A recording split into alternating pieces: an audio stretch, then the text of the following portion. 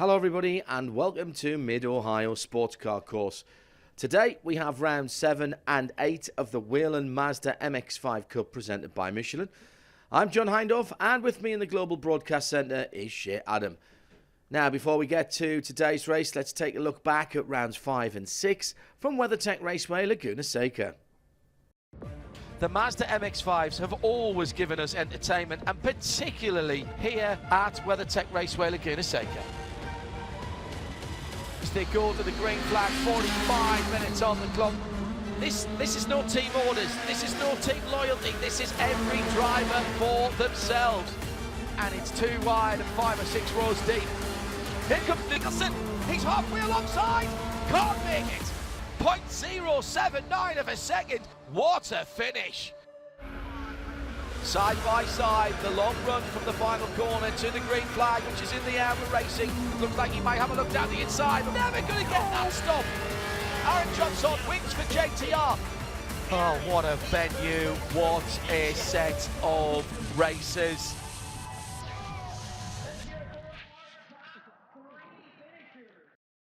Amazingly, and although we've hit the halfway mark in the season, there's not yet been a repeat race winner.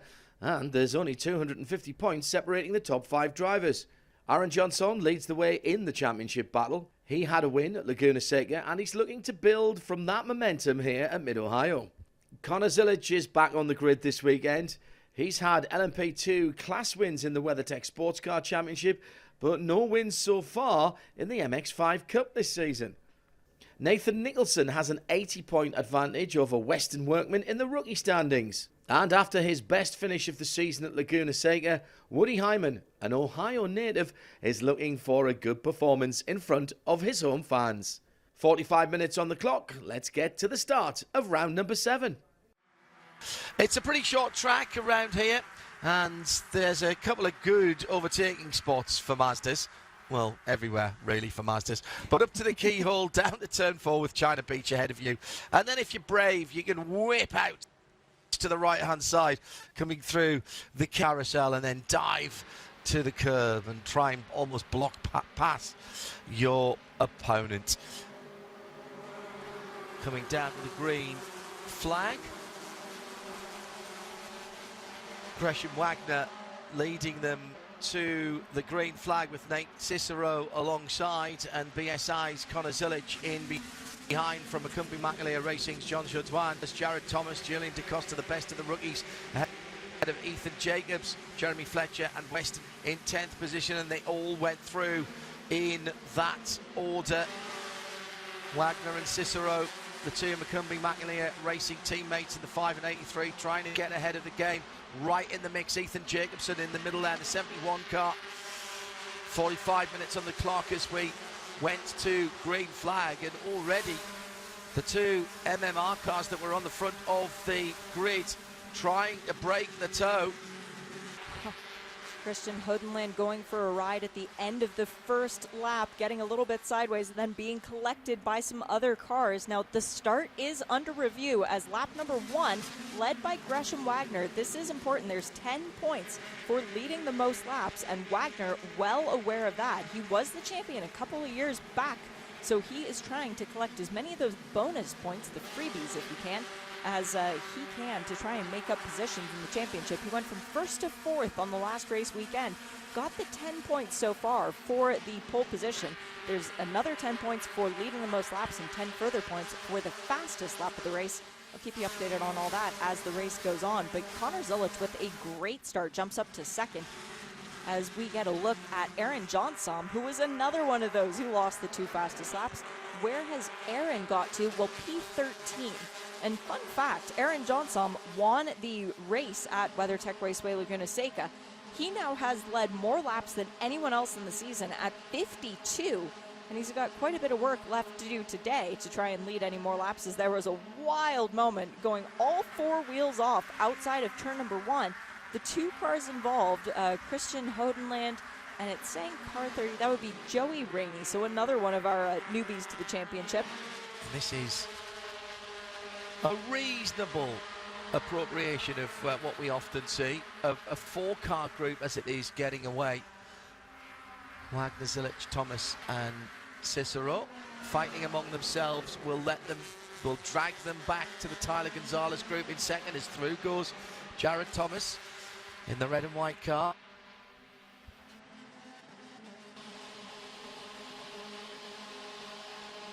A little bit of contact further back down the field, a moment or two ago.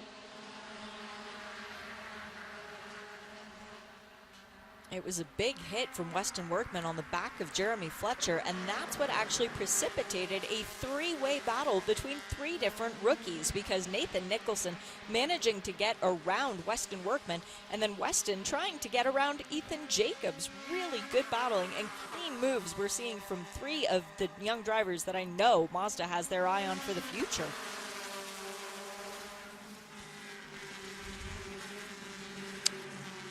Further back in the pack, Ethan Jacobs making a move and takes him onto the grass, and he almost sideswipes the number 50 of Grant West in the blue, yellow and white car. Somehow holds on to that. The number 50 car, though, will come up the inside. Here's West sitting in behind the light blue car is the 42 of Parker DeLong.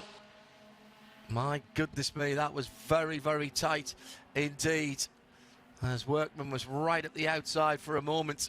Looked like it was surely going to be disaster for Ethan Jacobson, and it was good car control, kept his foot in as well. I don't even think he lost a position here, as Wagner leads in the blue and black car. Their four have become three, and off for the number 81, James Hayosh in the JTR Motorsports Engineering car. He was in 22nd position as he came through turn one. He was already facing the wrong direction. Now, who was he right alongside? That was Heather Hadley, I think. Jonathan Neudorf? Or was it Jonathan Neudorf who was closest to him? And at the outside of turn one here is not somewhere you want to be, and there's some kind of smoke or debris from one of the cars as they were going into the carousel, so that's something we're going to have to look at. 23 minutes to go, and off for the 42. That light blue car was in the mix, and again, that was the car that I saw. That I thought it was dust for a moment, but maybe it was something more sinister, and maybe something coming out of the back of the car. Ooh, there is a big chunk of debris out on the race course on the final turn. Now, who did that come from? That would be Alex Bashura. Yeah, and Alex was ushered into that situation, i.e. going very wide, by about the brightest car on the track here. I don't think there's any hiding from that one, is there? Here we go. There's a move around the outside going into turn three. It's going to be Zilisch attempting it on Wagner. He's trying to bring Jared Thomas with him. He gets through, but Jared Thomas, no, not quite enough. Wagner is able to hold on to second. Is this too soon for Zilisch, though? Does this now allow Wagner to get an opportunity to follow, learn what his car is like in traffic, and more importantly, figure out where to make that winning pass? There might have been a little bit of bump drafting, not unheard of in these cars, and race control won't mind that. Oh, huge slide from the leader, Connor Zilisch. Maybe overheating then his Michelin tyres at the back of this car. I was just about to say that race control won't mind a little bump drafting on the straights, but not through the corners. Side by side for the lead. Here comes Wagner. Goes back through again. Told you these positions would change. Nothing is status quo very long, and Zilisch back in the lead. He slides wide, but holds on to it just about. Throws a few bits of dust and rock at the two drivers behind him. Nate Cicero is closing in. It's now under 5 seconds. He's got half a second on Aaron Johnson. There's no gaps at all between Johnson, Fletcher, DeCosta and Nicholson, battling for top rookie, by the way. And then about 6 seconds to Weston Workman, side by side again, and a huge slide. He's never going to hold on to that, but he has, and that he was Gresham Wagner.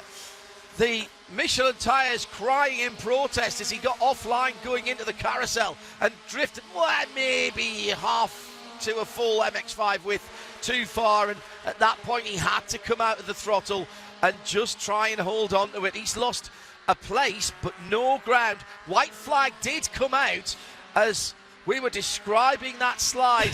The leading pair are together. Nate Cicero's going to lose 4th position here because Aaron Johnson and Jeremy Fletcher are right with him. So 2 sets of battling Mazdas, a 3 and a 5 for the top 8 positions, side by side behind the leader. Connor Zilisch at the moment has both mirrors full of Mazdas, to the right, to the left, down towards the heavy braking area at the bottom of the hill into turn 4. Man, that's a long way back for the number 96 of Jared Thomas from second. He can't make that one happen. The battle is still on as Connor Zilisch still in the lead of this race. We've got Jared Thomas in second, Gresham Wagner in third. Thomas keeping it tight to the inside, trying to make the move, but it's not going to be enough as they come through the final turn. Open the hands, and race number 7 is winner number 7. Welcome to the winner's circle for 2024, the Idemitsu Mazda MX-5 Cup. It is you, Connor Zilisch. Whelen Engineering will be so proud because once again, another race winner. Bumping and pushing their way to the line, but it's Connor Zilisch who takes the checkered flag and picks up his first MX-5 Cup win for the season. Let's hear from our winner down at Victory Lane. Yeah, this is my route, so this one means a lot to me. These races, as you know, even though this is a development series, a series, that's not quite the pinnacle of motorsports. This racing sure is like the pinnacle of motorsports. It's so tough to win these races, and the wins feel just as good as anywhere else I go and win, and that's what makes this stuff special and why it keeps bringing me back. So, yeah, I hadn't won in this series this year. It's one of the only series I hadn't won in, so it feels good to check the box and get my first win in the MX-5 Cup this year. It's proud of my team, my BSI Racing team. It takes an army to get a win in this series, and just proud to win today. Congratulations to Connor Zilisch and the entire BSI Racing team. Before we leave Mid-Ohio, let's take a look at the provisional MX-5 Cup point standings, and we've had a bit of a shake-up in the top 5. Gresham Wagner, the biggest mover, he's up from 4th to 1st in the championship after a superb double podium weekend here. It was also a strong weekend for Jeremy Fletcher. He's gone up 1 spot into 2nd place, and he's only 60 points behind the championship leader Wagner. Sadly, after a 14th place finish in round 8, Aaron Johnson has fallen to 3rd, with Jared Thomas and Nate Cicero rounding out the top 5. Next up, we're north of the border at Canadian Tire Motorsport Park for rounds 9 and 10 of the Whelen Mazda MX-5 Cup presented by Michelin. That's on July the 13th and the 14th. For Shea Adam, I'm John Hindhaugh. We'll see you at the track. This copyrighted telecast may not be reproduced, retransmitted, or used in any form without the authorized written consent of the International Motorsports Association.